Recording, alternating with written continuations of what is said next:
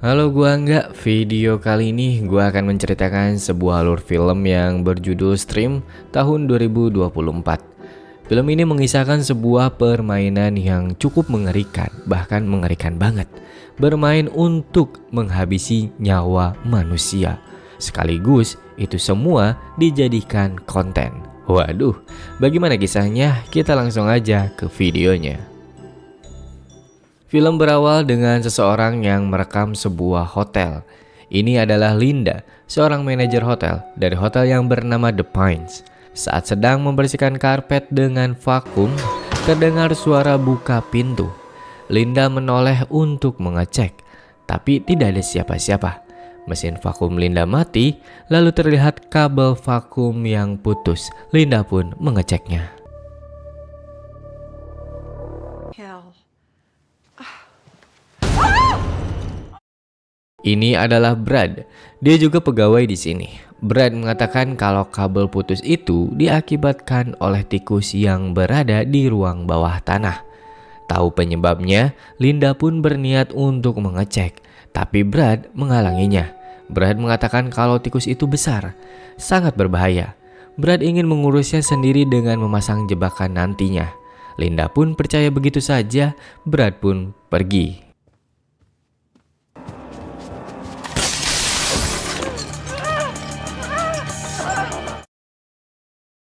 Ini adalah Roy. Dia menonton sebuah rekaman masa lalu dari handycam jadulnya.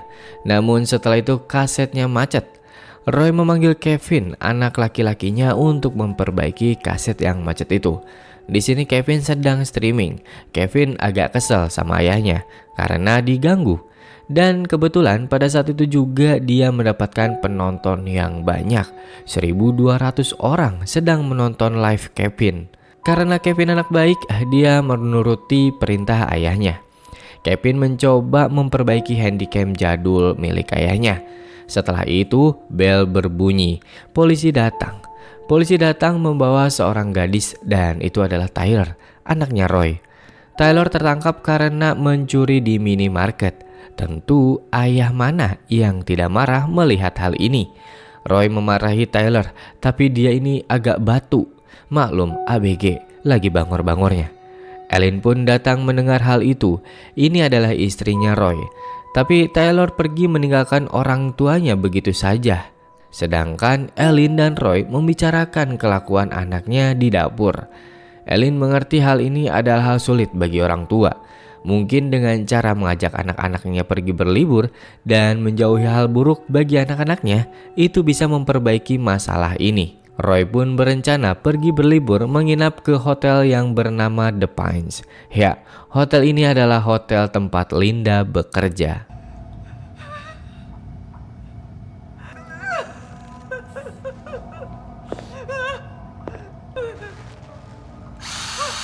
What is that?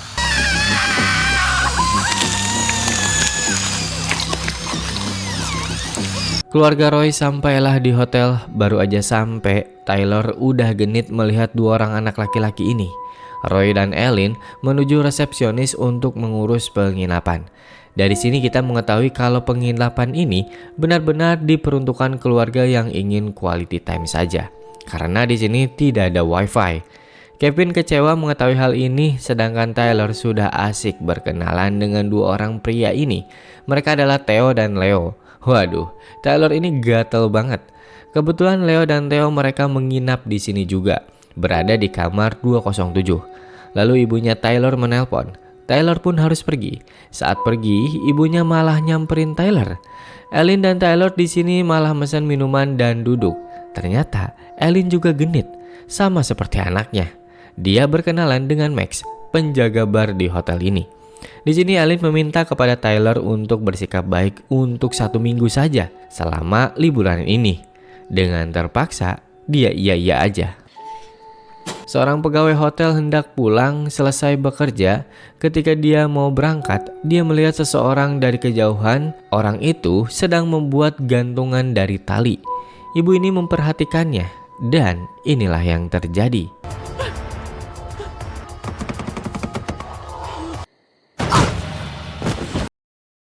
Kita berpindah ke depan resepsionis. Ternyata orang yang menjaga ini bukan dari pekerja bagian hotel di The Pines. Hal ini diketahui karena Hansen yang bertanya siapa orang berkumis ini. Dia pun memperkenalkan dirinya bernama Mr. Lockwood. Kini kita panggil saja Mr. Hansen merasa curiga baru melihat orang ini di hotel karena tidak ada pemberitahuan dari Linda sebelumnya. Mr. pun beralasan kalau ia mengganti Linda. Dan Mr. berkata kalau Linda sebenarnya ada di ruang bawah tanah. Hansen pun percaya begitu saja. Kini Roy dan Kevin hendak ke kamarnya.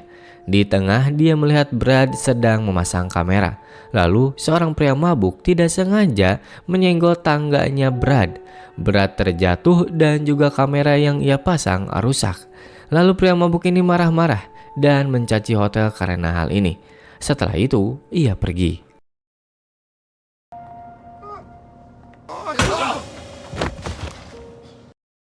Keluarga Roy pun kini sudah berkumpul di kamar. Ternyata mereka ini bukan pertama kalinya ke sini. Mereka pernah berlibur di sini saat Tyler berusia 10 tahun. Tyler dulu senang, tapi tidak dengan sekarang. Roy memiliki sebuah rencana bermain ke sebuah tempat wisata bernama Ultimate Universe. Semua orang senang kecuali Tyler. Kita berpindah ke ruang bawah tanah. Mr. dan Bobby membereskan tubuh Hansen yang pingsan. Lalu datanglah Brad. Ternyata Mr. dan Brad ini sudah saling mengenal satu sama lain. Brad kesini meminta upah dari Mr. Brad pun mendapatkan upahnya dari Mr.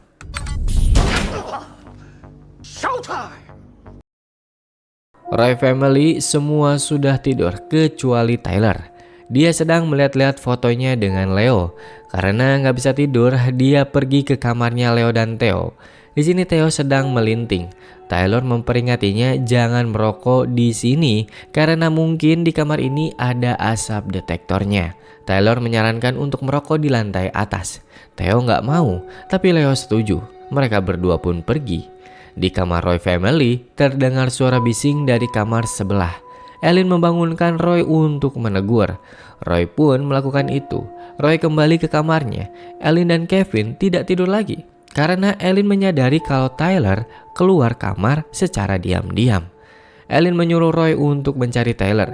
Roy pun pergi dengan Kevin. Sedangkan Tyler dan Leo sedang melayang berdua di sini dan membicarakan untuk pergi keluar dari hotel untuk menonton konser, lalu berakhir dengan saling beradu mulut. Roy dan Kevin ke resepsionis, tapi di sana tidak ada siapa-siapa. Roy mencoba mengecek keluar, tapi pintunya terkunci. Sementara itu Ellen di kamar sendirian. Ada yang mengetuk pintu kamar. Saat dilihat, I'm calling down to the front desk. setelah Ellen kembali ke tempat tidurnya, tak lama suara pintu kamar terdengar dan melihat pintu kamar sudah terbuka. Ellen pun menutupnya kembali tanpa curiga. Sementara itu Roy dan Kevin mencoba bertanya ke kamar secara door to door. Ya tentu ini cukup mengganggu. Orang yang ia tanya langsung menutup pintu. Lalu Roy bertemulah dengan David. David di sini ngobrol dengan Roy soal pintu-pintu di sini semuanya terkunci dan David pun tidak menemukan kemana perginya Mister. Bahkan pekerja yang lain pun tidak terlihat di sini. Tempat ini menjadi aneh. Sudah tidak ada internet, bahkan telepon pun tidak ada. Mereka pun seperti terjebak. Namun mereka di sini belum curiga, kecuali Kevin yang sudah menduga kalau kita ini terjebak. Kita kembali ke Ellen yang sendirian di kamar.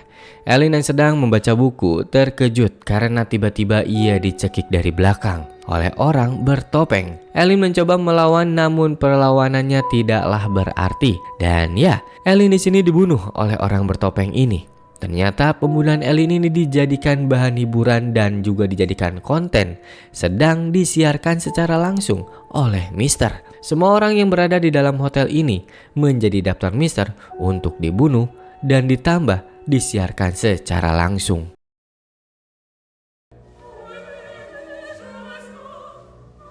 Hansen yang disekap oleh Mister mencoba untuk meminta keringanan di sini. Hansen memohon untuk dilepaskan dan ia berjanji tidak akan membocorkan hal ini sekaligus membantu Mister. Tapi Mister menolak hal itu. Kini Hansen dijadikan konten oleh Mister dan di sini terlihat juga di CCTV Tyler dan Leo kabur dari hotel. Bagaimana nasib Hansen? Ini dia.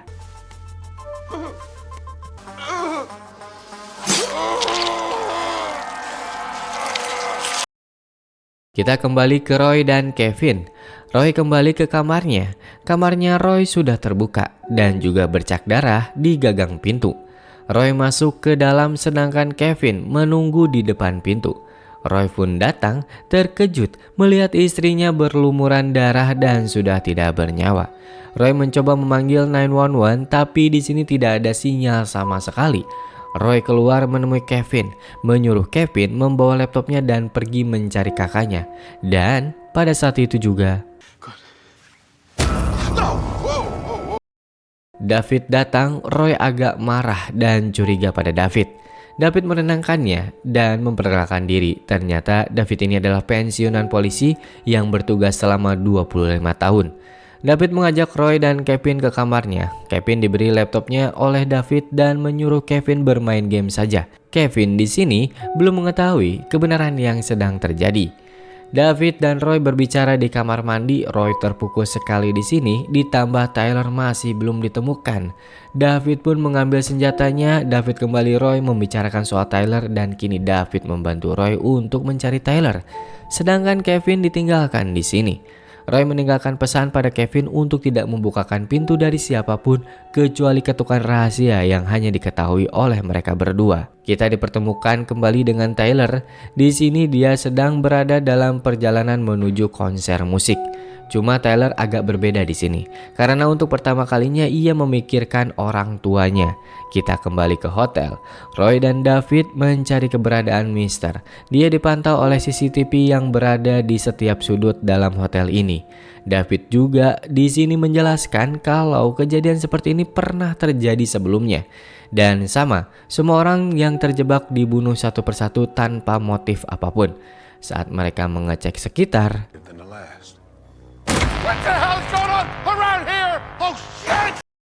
orang mabuk ini bernama Howard. Ia mabuk semalaman mencari istrinya yaitu Donna. Dia berteriak memanggil istrinya dan istrinya pun keluar. Tentu Donna marah karena suaminya pergi hilang begitu saja ditambah sedang mabuk. Dan tak lama dari itu suara dari speaker muncul. Itu adalah Mister menjelaskan kalau orang-orang yang berada di hotel ini sedang melakukan permainan. Dan semua orang bertopeng itu adalah orang-orangannya Mister. Permainan ini benar-benar membingungkan para pengunjung, apalagi orang yang Mister maksud di sini. Dan setelah itu listrik di hotel ini pun dipadamkan. Suara teriakan terdengar. Itu adalah Donna. Listrik dinyalakan dan semua orang terkejut melihat Donna dan Howard sudah tewas. Howard memberikan kode sebelum tewas dan di belakang Roy dan David ada dua orang bertopeng, 1 dan 4. Mereka pun menyerang orang-orang di situ.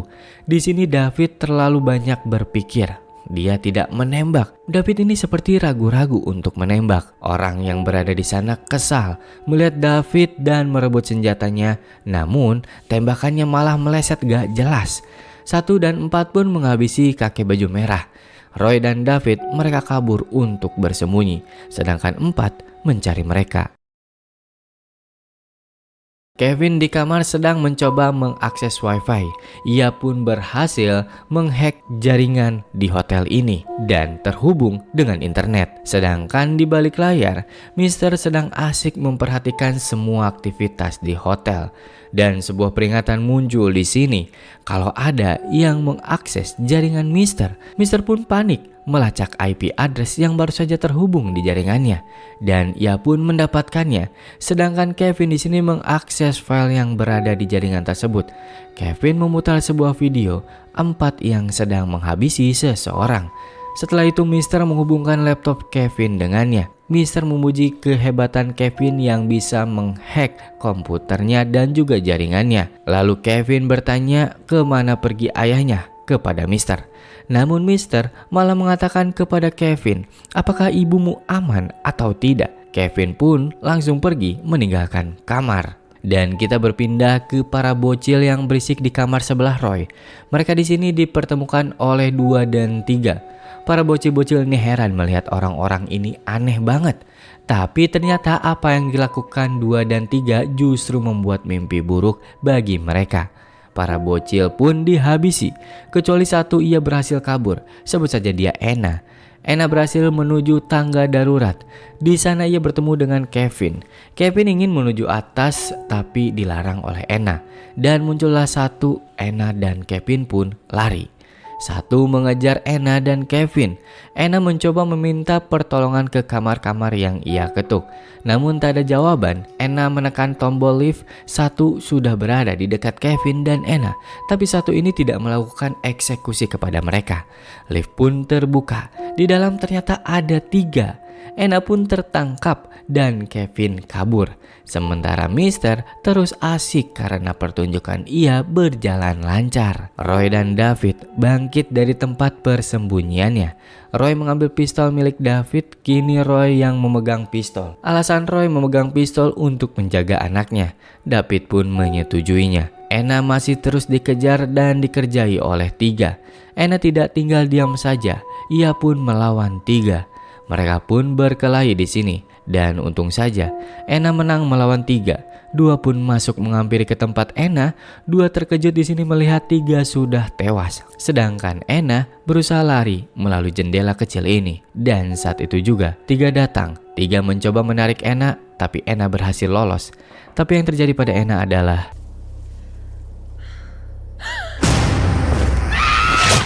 Roy dan David menjemput Kevin. Tapi sayangnya Kevin sudah pergi. Roy dan David pun keluar kamar, namun saat di luar 4 sudah menunggunya.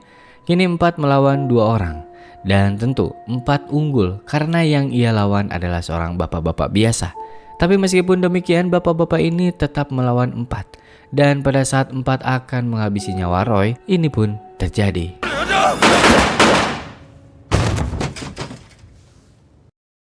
Sementara itu, Kevin terus dikejar oleh 1. Tentu Kevin ini seorang bocil bisa tertangkap mudah oleh 1. Pada saat 1 akan menghabisi nyawa Kevin, tiba-tiba terdengar panggilan darurat dari Mister. 1 pun pergi. Di sini Tyler dan Leo kembali ke hotel. Mereka bingung melihat keadaan hotel. Dan mereka pun terkejut melihat 2 mayat yang sudah terkapar. Lalu di belakang mereka, 2 muncul secara tiba-tiba dan menusuk Tyler dan Leo dengan tombak, menewaskan mereka berdua sekaligus. Mister di balik layar senang melihat aksi ini. Kita pindah lagi ke Roy dan David. Mereka masih mencari anak-anak dan disitulah muncul 1. Roy diserang oleh 1 dan keadaan Roy tidaklah bagus, terpojok. Ketika Roy meminta David untuk menembak 1, ia menolak dan memilih menyelamatkan hidupnya sendiri. David pergi ke ruang kendali melihat sebuah mayat duduk. Ia membiarkannya begitu saja, cuek. David mengakses komputer dan ternyata David ini mengetahui semua hal ini, semua yang terjadi di hotel ini.